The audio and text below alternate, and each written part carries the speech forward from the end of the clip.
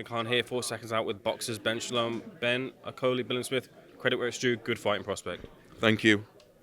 Didn't expect it. Credit has to go to the fighters for taking this. I think it makes sense for both fighters, but to be able to deliver Billam-Smith in the stadium for him in less than 12 months, what a journey. And for Lawrence Okolie, when do you ever see a fighter, a champion, taking a voluntary defence in someone else's backyard in a stadium after fighting last week, 7 weeks notice? Shows what he's here to do. Shows he wants to shut up the haters, and he had a difficult night last week. No one can deny that. And this is a perfect fight for both of them. And what an opportunity for Chris Billam-Smith. The storylines that write themselves. Obviously, Lawrence Okolie was previously with Shane McGuigan. That's in the mix here. He knows him very well. Do you feel those storylines will play out? It's respectful now, but as we get to the fight week, it might be a fire bubbling up.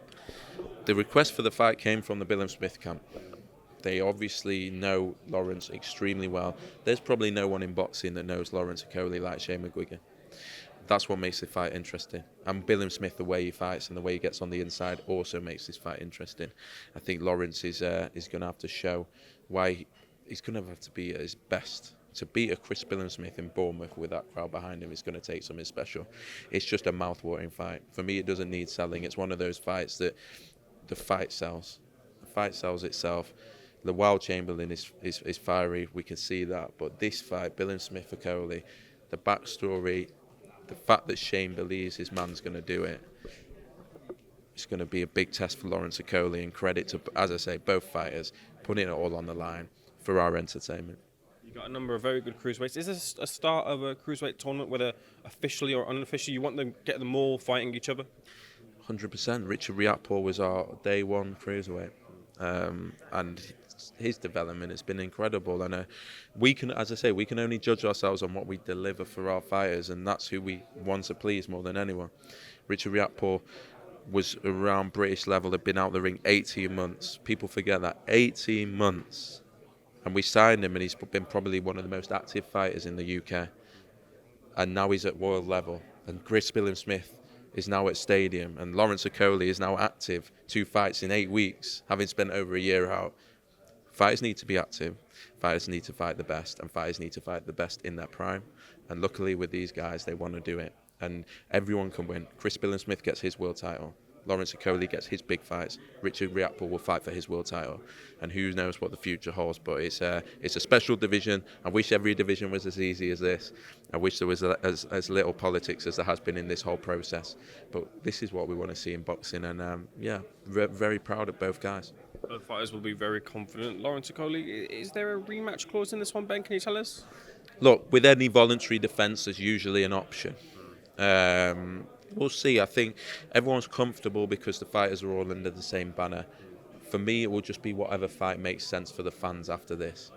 That's what the fight will happen. And Richard Riakporhe, as I say, is waiting in the wings to see what happens in this fight. And he wants to fight for a world title of his own away from this particular world title. So, yeah, there's going to be a lot on offer.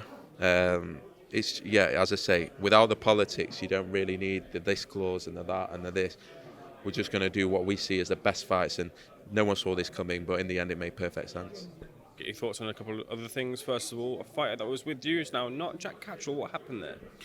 We signed him for the Josh Taylor fight, and so I know Jack very well, and so I saw some comments around trying to insinuate that there was some sort of misunderstanding or this or that.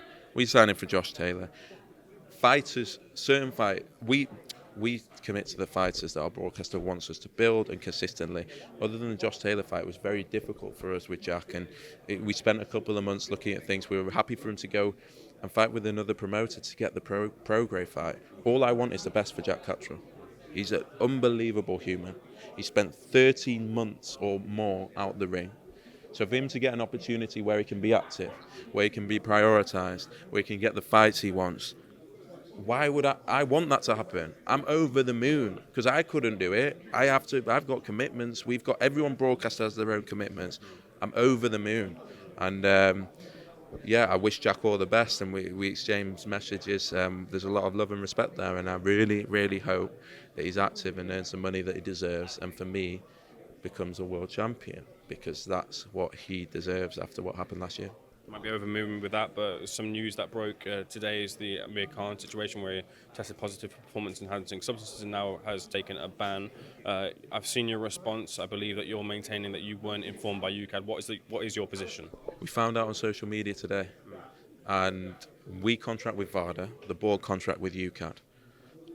We did the most rigorous testing we've ever done for a fight, and still have ever done to this day. Multiple tests, lead up, fight week, night. Tenerife or Lanzarote, Fuerteventura it was, where Kel was, and Colorado where Amir was. I mean, intense and expensive testing. To find out on social media is bemusing, baffling, and embarrassing for us. Embarrassing. What more can I say? We're absolutely against it. For us, it doesn't matter whether it's intentional or a trace or whatever. Strict liability, deal with your punishment. To not know is very, very alarming, but I'm hoping there's reasons for it. It's a question for UCAD. It's a question for the board. And anyone that wants to insinuate we must have known something about it doesn't know a lot about us, me, the company, what we stand for. And also, all they have to do is go and ask UCAD and the board, and they can find out every question that they want. Can I ask you then, in a general sense, look, he's been given a 2-year ban. He insists he's retired anyway. Do you feel that's the right fit, the right punishment for this case? I think for me, I'm not going to be the one that decides what the sentences are. If he's proven it was unintentional, which it seems to have done by the proper process, if he's proven it was traced, and they're saying it could have never been performance enhancing or something based on the amounts. I've not looked at it properly. 2 years sounds enough to deter for that level, but I know 4 years it would have been if he was found otherwise. But again, I don't censor. All I ask for is fucking clarity. One body, one governing doping body that does health and safety, that can't be subject of lawyers and loopholes and miscommunications and not being told, and then I'm happy. It's chaos, and I think this is another indictment as to the lack of transparency. And as I say, we're embarrassed to find out by social media. It doesn't make us look very good, does it? So, we tried we put in so much testing into that fight. I'd like to find out what went on. I'm not accusing people of this and that. We just want to know. Appreciate your objective response here, but you and I were both growing up watching Amir Khan, and we're in the positions that we are now.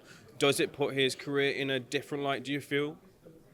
Amir Khan is an absolute British boxing legend and had been a clean athlete his whole career, a very long career, and actually opened up the sport not only on the Olympic cycle, but with minorities and Asian communities in the UK, and everything that he achieved in boxing cannot be.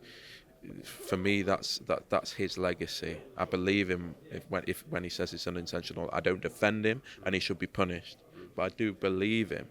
But it doesn't really matter in this case. It is what it is. It is a strict liability.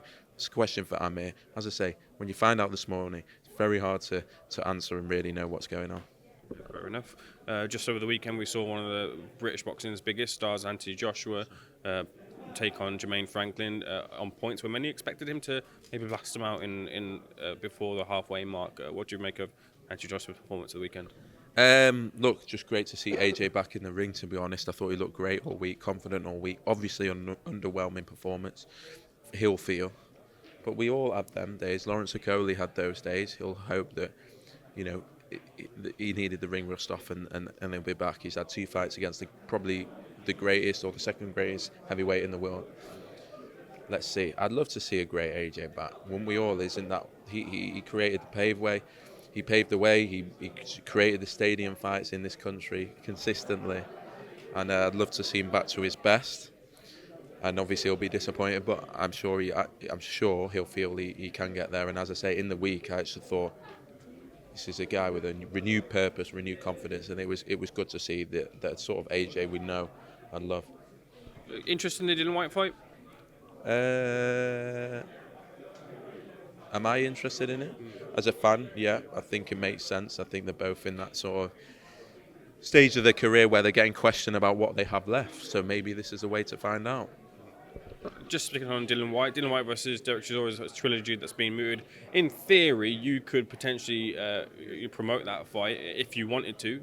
Are you interested in seeing Derek Chisora in the ring? Are you interested in promoting that fight? Look, I don't want to say who I think what fight should happen. Should they retire? It's nothing to do with me. Everyone's in control of themselves. I think it's clear that we're trying to focus on new names. It's very easy for us to look at those things. I'm not saying we wouldn't. We've got 2 massive fights to announce in the next 7 days in that period.